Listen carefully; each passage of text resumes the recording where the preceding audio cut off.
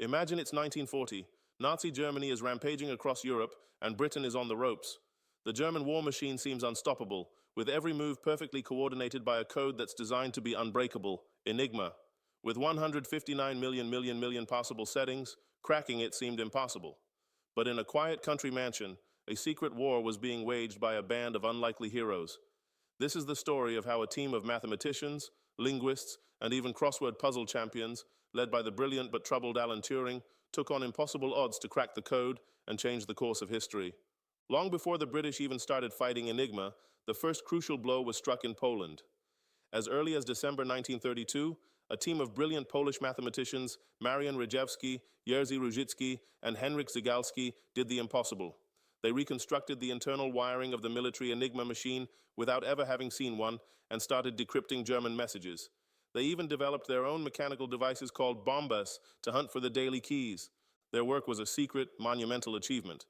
But as Germany grew more aggressive, they knew they couldn't go it alone.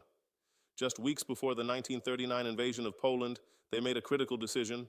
They invited their British and French counterparts to a secret meeting and shared everything. This included their replica Enigma machines and all of their groundbreaking techniques. It was an incredible gift that became the foundation of the entire Allied code-breaking effort. Without the Poles, the legendary work at Bletchley Park might never have happened. With that vital head start, the British code-breaking agency set up a top-secret operation at a Victorian estate called Bletchley Park. This wasn't your typical military intelligence unit. It was a motley collection of Britain's brightest minds, academics, chess grandmasters, and most famously, a Cambridge mathematician named Alan Turing. The challenge was immense. The Germans were constantly improving Enigma's security, changing the settings every day. This meant that even with the Polish groundwork, every single day was a new race against time. Today's decrypted message about a U-boat patrol was tomorrow's old news. The team at Bletchley Park had to somehow turn code breaking into an industrial-scale operation. But how could they possibly check quintillions of combinations in just a few hours? The answer came from Alan Turing and his colleague Gordon Welchman.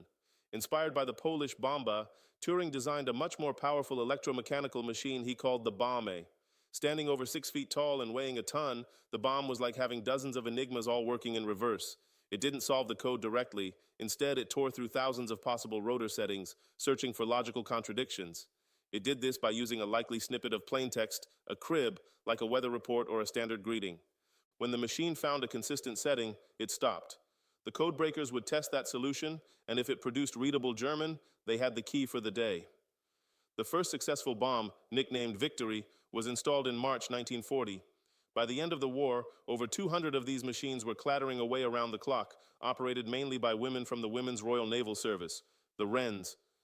Bletchley Park had become a code-breaking factory, and by 1942, they were decrypting thousands of German messages every single day. So, what did all this intelligence, codenamed Ultra, actually do? It had a decisive impact on the war. Its most critical contribution came in the Battle of the Atlantic. German U-boats were sinking Allied supply convoys at a horrifying rate, threatening to starve Britain out of the war. With decrypted naval signals, the Allies could steer their convoys away from the U-boat wolf packs.